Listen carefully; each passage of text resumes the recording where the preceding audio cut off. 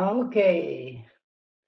Hello to everybody here. My name is Wolfram von Heinitz. I'm the Deputy Consul General here in New York, and I welcome you very much to Pathways for Funding, a joint project of the University Alliance Ruhr, of the German Science of Innovation Hub here in New York, and of the project Worldfactory of the Ruhr-Universität University in Bochum.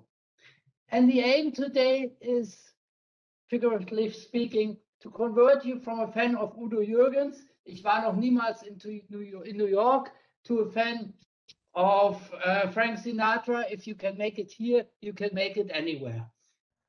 Udo Jürgens, for the non-German speakers of us, and no mistake if you don't know him, he's a German singer whose one of his most famous songs is about a man who lives in Germany and always dreams about New York, but never goes, at least not till the end of the song.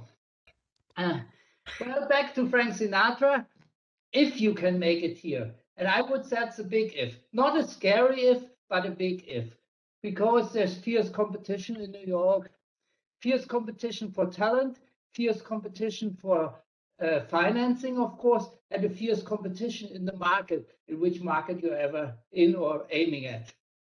I've never seen another place where startup companies in particular burn through capital as fast as here. And it's quite visible even for consumer in the city here, because from a consumer perspective, you have offers that are not reliable in the long term, and you see that here. So fierce competition, but also the biggest access to customers, but also to finance than anywhere else in the world. Customers, of course, you have a unified market. It's much more unified, regulated than the European market, despite the European Union and all the progress we made. It's cultural, more unified, so it's easier to grow here if you have a successful idea, a successful business. If you want to grow, that's probably easier and faster possible here. It's also easier to get financing, particularly, or not easier, the market is bigger to get financing, particularly for growth financing, A, B, C rounds, and so on. So that's one of the other advantages here. The last thing I want to mention in this regard is also, if you look at your access strategy, there are more opportunities here. If you look for partners, if you want to sell, and you make yourself noticed in the US, you probably will get more offers than when you stay local in Germany or in Europe. And if your final exit strategy is to go public, I mean, the death of the US stock market is probably bigger than anything else in the world. So some pros and some disadvantages if you go here, but in general, we want to encourage you to look for cooperation. Also because German, European companies have startups have a very good reputation here, particularly the very grounded and substantial approach. A lot of you probably following that is something that's very much appreciated here, particularly I have to say on the East Coast, and we probably hear about that a little bit later on more. There's a difference, I think, between the West Coast and the East Coast in the US, and if you look here at the East Coast, this is something that is very much appreciated here.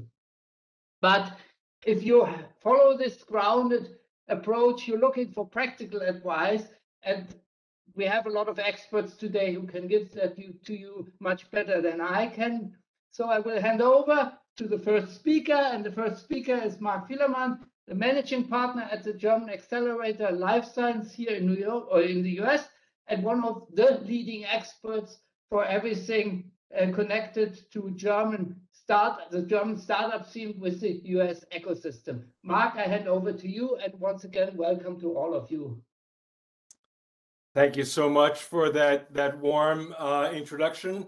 And though I live in Boston right now, my heart is definitely New York City, where I was born and raised. So welcome, everybody. We've got what promises to be a very nice and informative and relevant lineup today of people talking about getting funding and de-risking in general from multiple perspectives. So we'll do this in a general room and then have some breakouts. But I guess I've been asked to make a 5-minute impact statement, an impactful 5 minutes. And so I will endeavor to do that with the aid of some slides.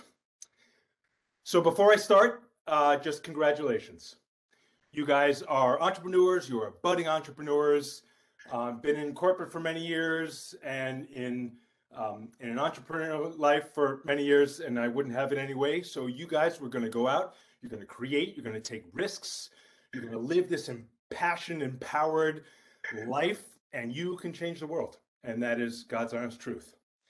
But funding is an important part of that. So I've got 5 quick tips for you to getting funding. First is approach the right type of investor at the right time. You're not going to go from a university to a VC. That is not typical. But fortunately, there are a plethora of different funding sources available to you at multiple stages in your entrepreneurial journey and in the life of your startup. So in general, VCs don't invest for de-risking and validation, which is all that happens over here in kind of the prototype and early launch. But every person eating food at a barbecue that's a friend and family is a potential source of money. So there's lots of available funding to you in the early rounds, grants, etc. Please take advantage of that. Second thing is, as was discussed, have an international perspective right from the start. Competition is everywhere, partners are everywhere, and exit opportunities are everywhere. So having this international perspective right from the get-go is extremely important. Third, understand that getting VC funding is actually hard.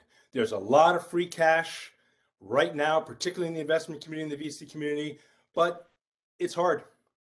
And less than 1% of ventures get funded.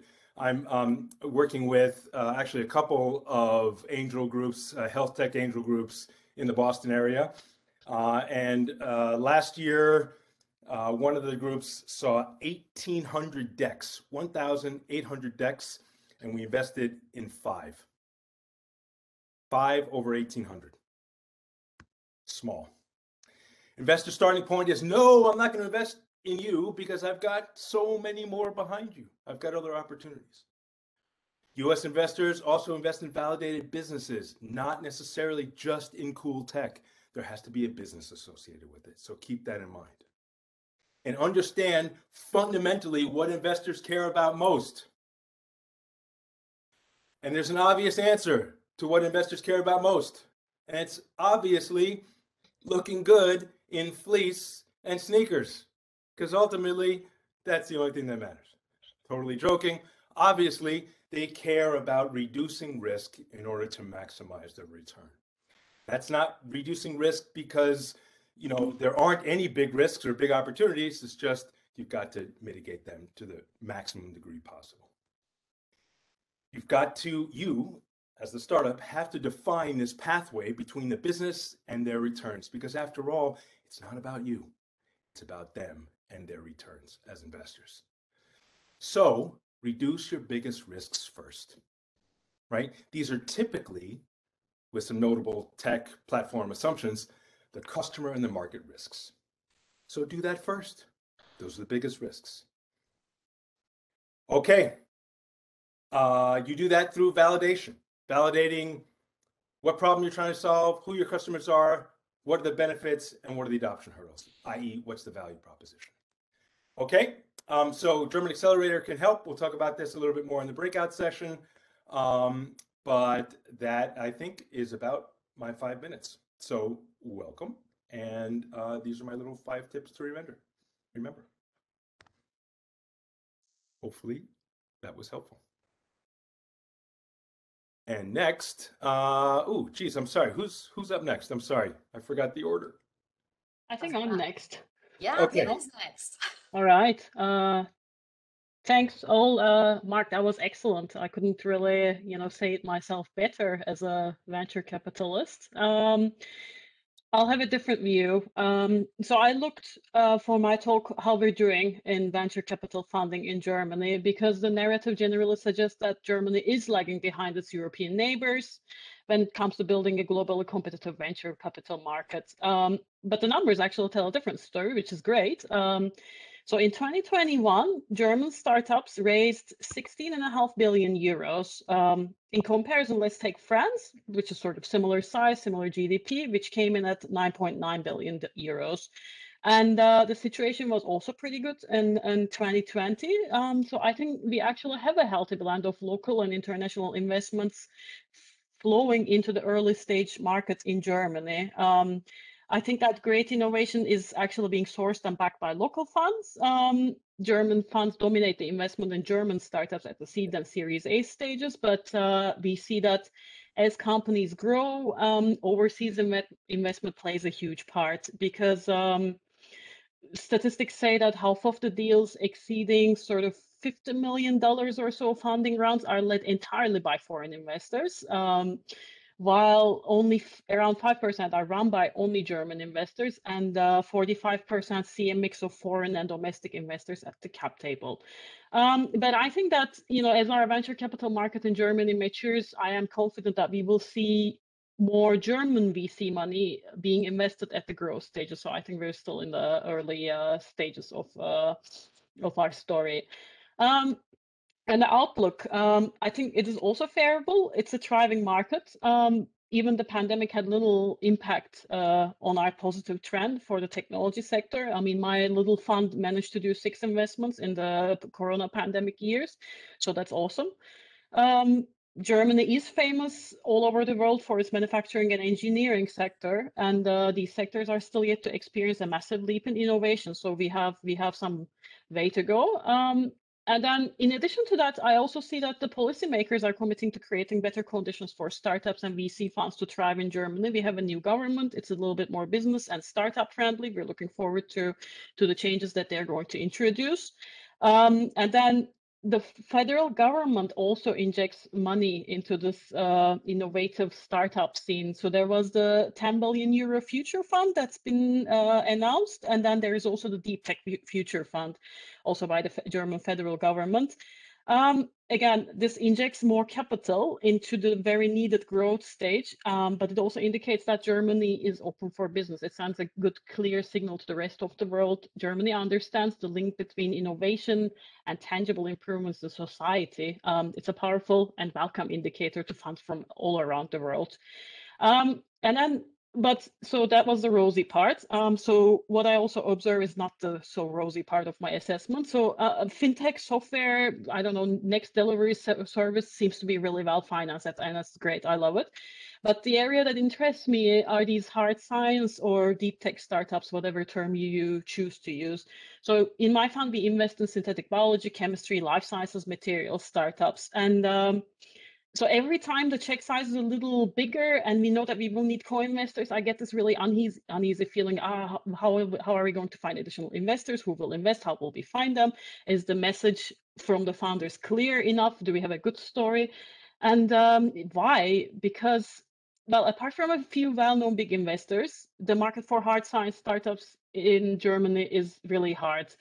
Fair enough, the due diligence can be hard if you're not an expert in a science area. And I also think that for example, for software as a service, the whole journey is pretty well documented. You know the metrics you need in terms of growth or what a good growth looks like, customer retention, monetization looks like, when they should hire, when they should go international.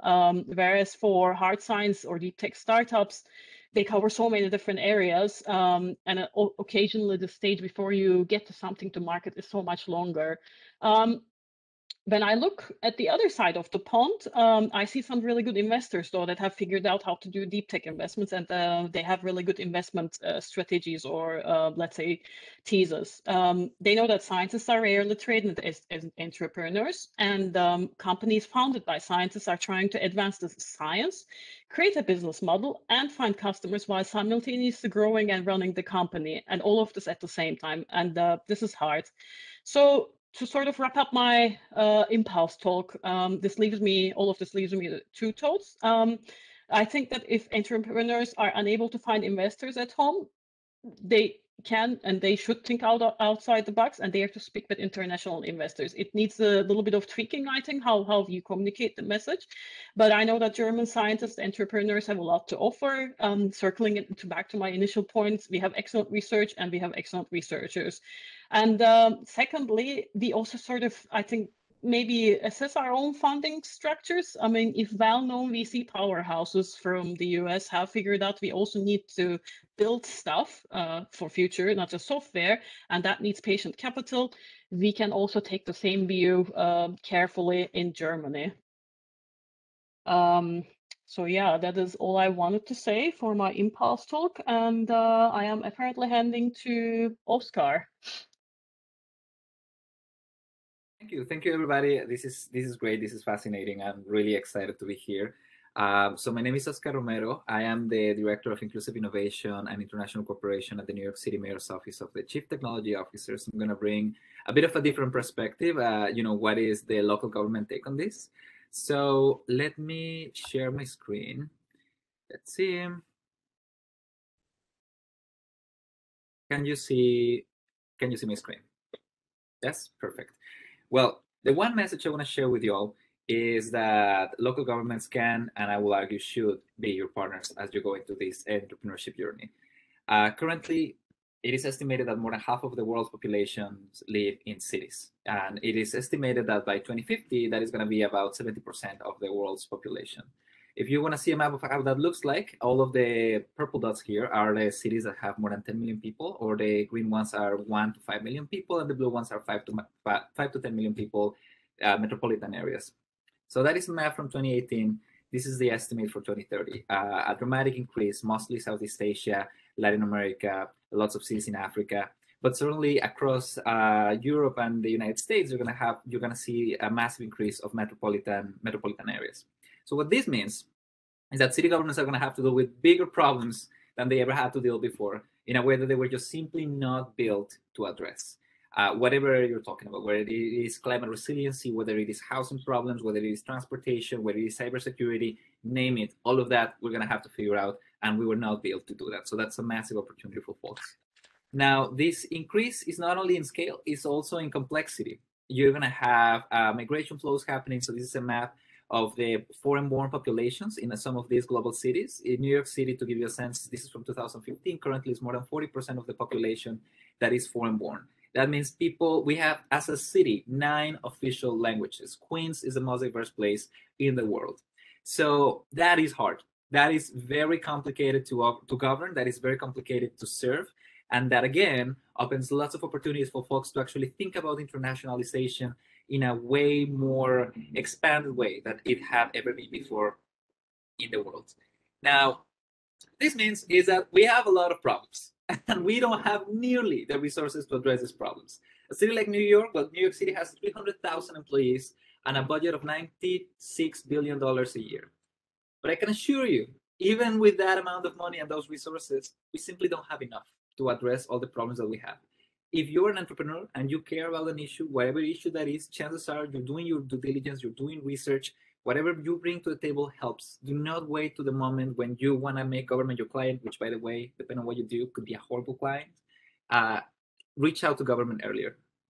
Then new problems demand new talent. There's just simply ways in which we can't continue to operate and do the things. Like when I get a government agency telling me that they're working on children protection, and they don't know what TikTok is, then I wonder, can you really do that? So, suddenly you have a bunch of folks that are working on very important things, for instance, to prevent harassment, to prevent abuse, to prevent all sorts of things that have no idea that people talk in video games. So, to put it mildly, to explain things, we need new people that have new approaches. Don't feel like your ideas are something that you haven't seen before. Chances are you haven't seen it because we haven't done it. Yes, that helps. Bring it, talk about things. Then the other thing is, a lot of these challenges that I'm talking about in all the areas that I just mentioned are opportunities for entrepreneurship. Governments, increasingly, especially municipal governments, are creating innovation challenges, are creating innovation funds, are creating incubators that are actually actively competing to attract startups. You will find funds at the state level, at the federal level, definitely international aid organizations and development organizations.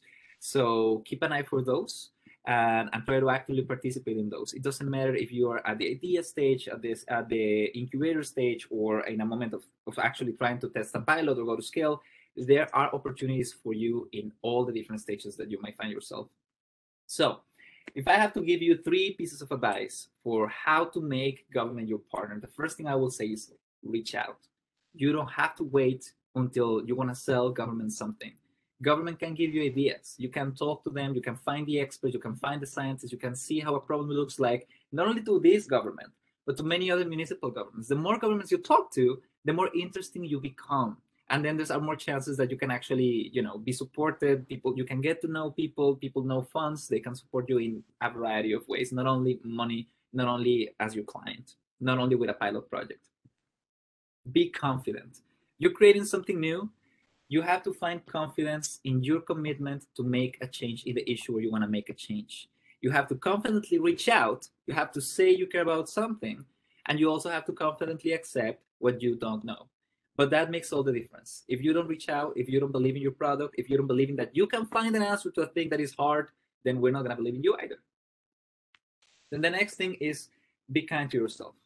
As an entrepreneur, chances are you're going to have to pivot and change your product, your business model, your entire organization, the people that you partner with. Lots of things are going to have to change. And some people might have the privilege to actually pivot their entire operation. Some people might have to go and get a job because you have to pay the bills. Whatever you do, be committed to the mission that you have and not necessarily a particular form of your organization at this moment. It is going to change. It's okay. You're going to continue to find opportunities and you're going to be impactful. Those are my 5 minutes. So I think, I don't know who I should pass it on to, but please take it away. Fermin. Fantastic. Sergey, yeah, is not here, right? So I'm next. So hello, everyone. My name is Fermin Fernandez, and I am the managing director of the Chicago Connectory. It's very nice to see so many people from New York. I normally speak with a lot of people from Chicago or the Midwest, but what I have to say, something interesting about the U.S. is exactly this diversity, also regionally, where we have, of course, a lot of investments in the West and the East Coast. But the Midwest plays a very interesting role in the whole landscape of innovation around the US. And I have a little small story to illustrate this. But before I go into that, I would like to also add to the perspective that you got from the government side, from Oscar and from Mark and Pelin, in terms of, she works in a VC or as an investor. And at the end of the day, in terms of organizations like in Germany and in other countries that are supporting startups, you have another aspect in the side of corporations.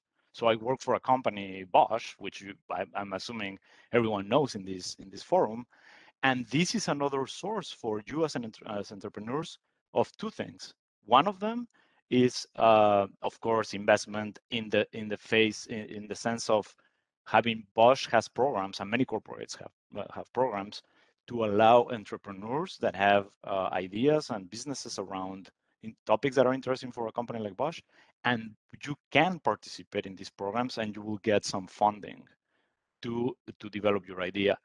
I will share with you one of these programs is called Startup Harbor, and this is a joint program in Berlin between Bosch and the government of Berlin.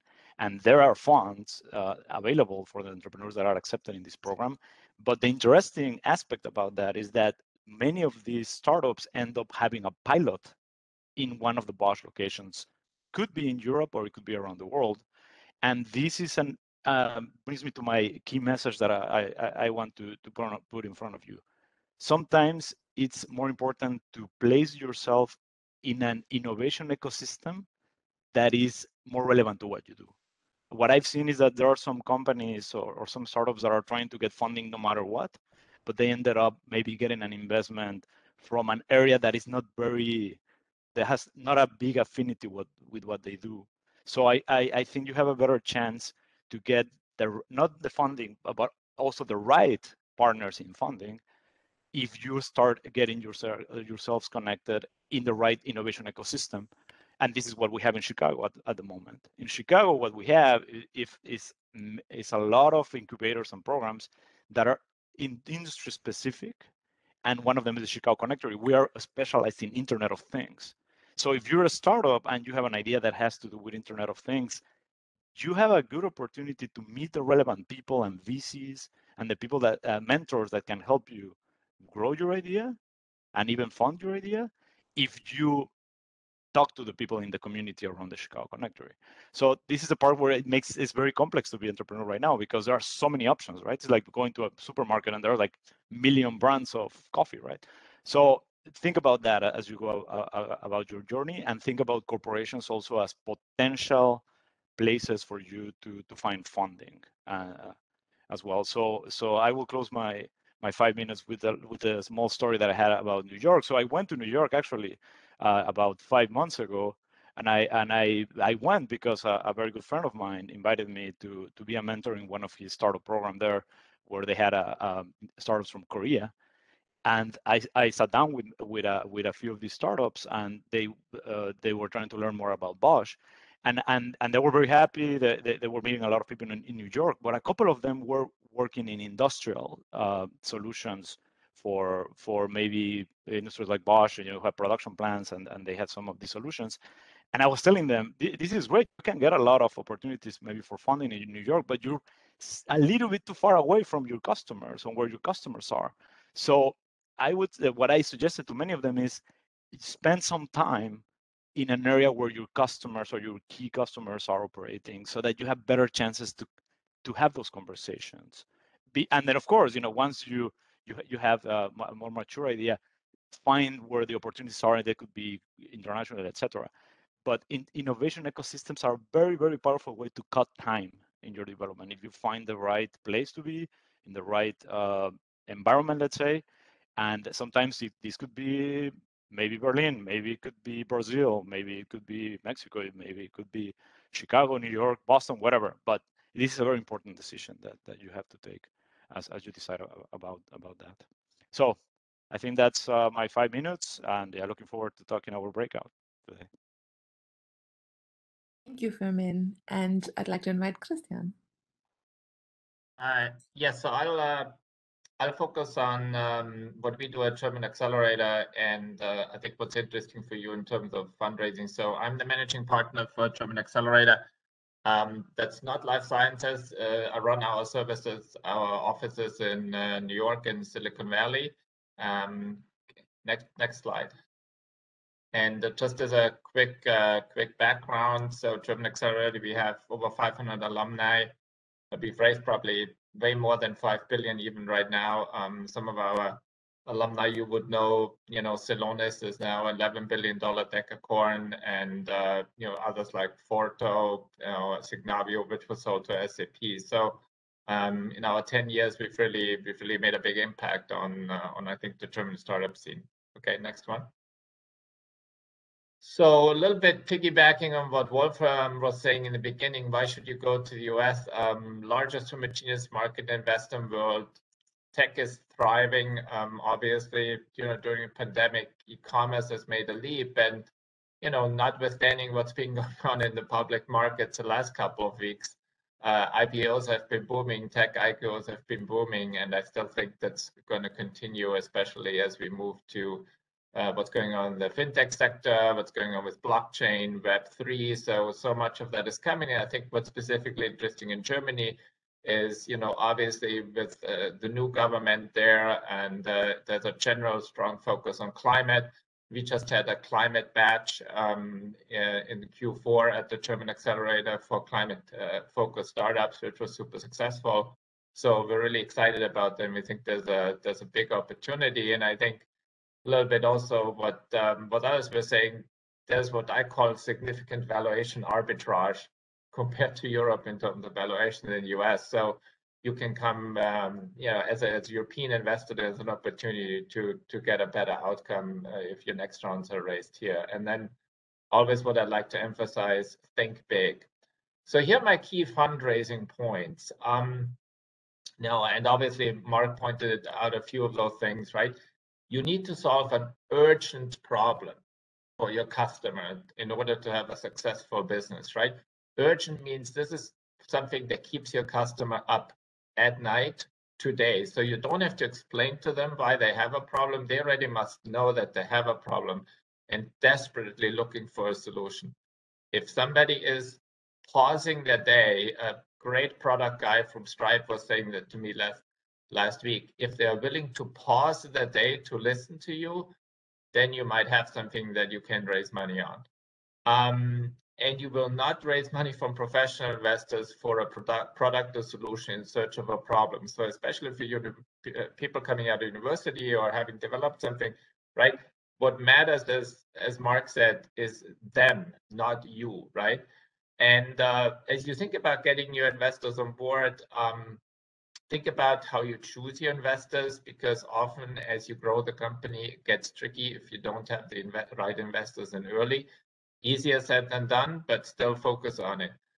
The other thing I would say is the private market environment is a sort of pointing a harsh glare on your business. So to be able to survive and thrive, it's a little bit different from being in an academic environment, and make sure you're ready for that, and make sure you're okay with the fact that once you go beyond an angel or seeds round, you know, it's really all about metrics. It's really all about numbers. And nobody wants to hear your story anymore, or your product, or why you're doing what you're doing. The question is, can you make people a lot of money? And then they'll be interested. As you think about where to raise money, American investors are usually more aggressive than European investors, Silicon Valley investors more aggressive than New York investors. What I mean by that is, how much money are they willing to put to work in general? How much money for your company? How much money per round? And what risk are they willing to take, and what outcomes are they seeking? Meaning Silicon Valley traditionally is more about still changing the world, doing a $30 million seed round for 3 students coming out of Stanford. That's not really happening in New York as much. It's definitely not happening in Europe, I believe. So think about that. And then, you know, there's different ways to raise money from different people. So it's not just the VC world, it's not just the typical angels. There's family offices, private equity is starting to trend down into venture capital. So it's an interesting environment. Okay. So one lesson is you really need to do your homework, and let's go to the next slide. So this is something, I'm not going to go through all these slides because we don't have the time, but I will that as a leave behind. We put something together at German Accelerator, what it takes to actually do a fundraising round, and what's a structured process to do it, because it is a structured process. So this and the next slides are really describing that. We're going to happily share this deck. Hopefully that will help you. You have to build an investor pipeline. You have to have a spreadsheet. You have to look for intros. You have to see how it is a involved process. And when you follow an involved process, you will also succeed if you are solving an urgent problem. And that is one of the things we're trying to help our companies with.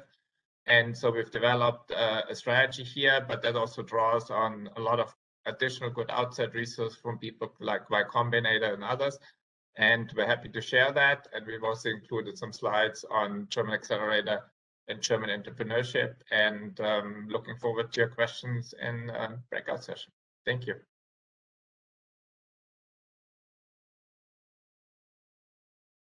Thank you, Christian. I'll pass on the floor to Wolfram to say a few words. Thank you so much, Christian. Thanks, yeah. So this is the commentary section, and I will keep it really short because I think that was excellent what we heard, and it was a good start. I don't want to interrupt this. Just a short commentary. I have 2 takeaways from the last session. One is think internationally, and internationally means global and locally at the same time, because look at the world is your playground basically, but also look at the differences and use what you can best use wherever it is in the world. And the second one is help us. Second message I take away from the first session is help is available, make use of that help. Help, we heard about the German Accelerator as one example. We heard about different funding programs. And by the way, there's a new funding focus now, I think also in Europe, also in Germany on the growth phase. There's a new fund just about to be established by the government with government aid. But basically, interesting enough, the organizers and creators, actually, some of them at least, work here in the US. So it's also on that level an international cooperation. So make use of that help as is available, and then find what is right for you. So this is basically my two takeaways from the first session. And with that, I hand over to Federica. What do you make out of what we heard so far? Thank you very much. Yeah, hi everybody. My name is Friederike Schneider. I'm the Deputy General Manager of the Horst Goerz Institute for IT Security located at the Ruhr-Universität Bochum and the head of our startup program, Cube 5. So thank you very much for this great insights on financing in the US. And I feel very inspired. First of all, you don't have to convince people that they have a problem. They need to be aware of their problem. I think that's a great quote, Christian. I will definitely use this one from now onwards, because working in IT security, this is a great slogan to put it together. But looking at all the inputs, maybe from a wider angle, I have to think of a theoretical approach that might help us putting it together. So I think the inputs were a good example of the varieties of capitalism theory from two political scientists, actually, Hall and Soskich. And so they separated liberal market economies and coordinated market economies. Probably I don't tell you anything new about it, but maybe just very briefly. So liberal market economies are characterized by venture capital, stock market, private investors, like the US, obviously. And so here radical innovation comes up. Big companies like Google, Facebook, you name it. So whereas in coordinated market economies like Germany, startups are usually financed by bank credits. Like incremental innovations usually come up. Very slow innovations are very like small steps, you could say. So Germany is a good example with very powerful small and medium-sized companies. So I wouldn't judge which one is better, but I would argue that both varieties have their justification. So like Fermin did earlier, I want to share a very brief example on our work at our startup program Cube 5, so which might sum it up or points it out quite well. So we have a German startup, they are struggling, and they were able to win an American CEO. So this was a great success, and so the American CEO, with a lot of experience in this field, tried to generate funding for this startup in Germany. So, and he was very shocked how difficult it was to attract investments. So he was, from his point of view, he couldn't understand why German investors didn't want to make any risk in their investments. So investors without risk, it was nonsense for him. So he quickly realized how the German investors worked and how different the markets were. So of course, different mindsets also play a very important role in this example, in this whole field. So what I observe in our work in Bochum is that we have a fusion of both varieties of capitalism nowadays. So like Pelin said earlier, we have a mix of national and international investors, for instance. Yeah, so having that said, what does it mean for your practice? Why do you need this theoretical background, maybe? So that's an interesting question. What can you take away from it? So I think I want to come back to something that Mark pointed out right at the beginning. Choose the right investor, and looking at it internationally, having an international perspective gives you more options and the option to take advantage from both worlds. So like summing it up, I want to come back to one aspect Oscar pointed out. Diversity offers options, and yeah, reach out and maybe reach out. And Fermin, I think you said it at the said it in your presentation. Place yourself in the ecosystem which is fitting to you, and take the best of both worlds, of both varieties. I'm looking forward to the further discussion in the breakout session. Thank you very much for this very inspiring inputs by you.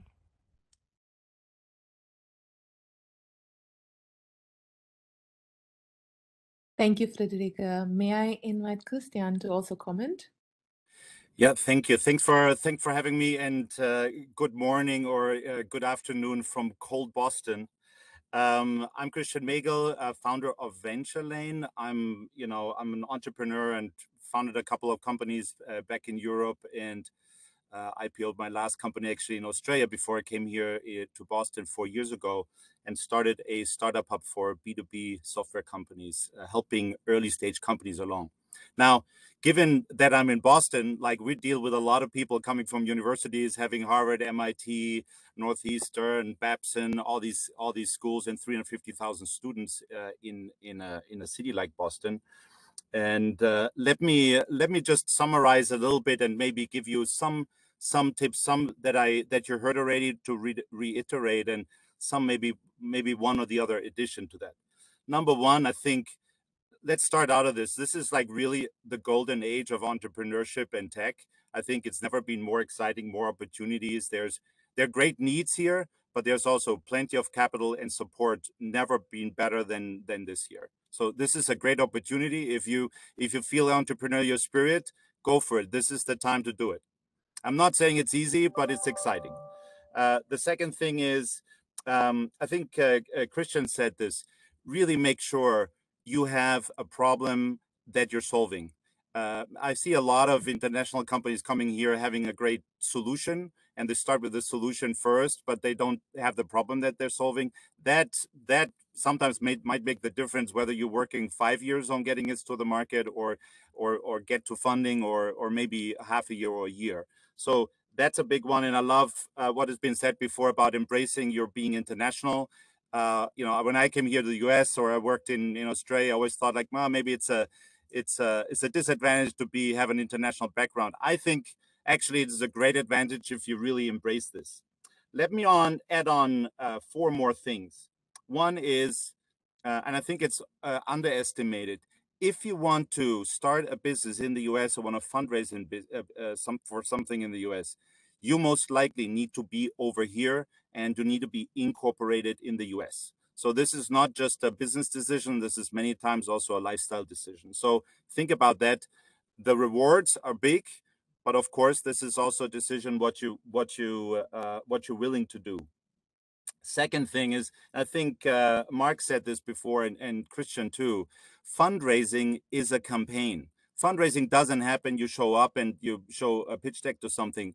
Fundraising is actually comes with a fundraising strategy. So knowing where you fit in, who to talk to, and what you're selling, and what you're offering and what not, and talking to the right people is elemental for this, to kind of keep this window short. But for somebody who comes new from Germany here into the US, I would say calculate at least 6 months to kind of get any money in the bank. It might actually take a little longer.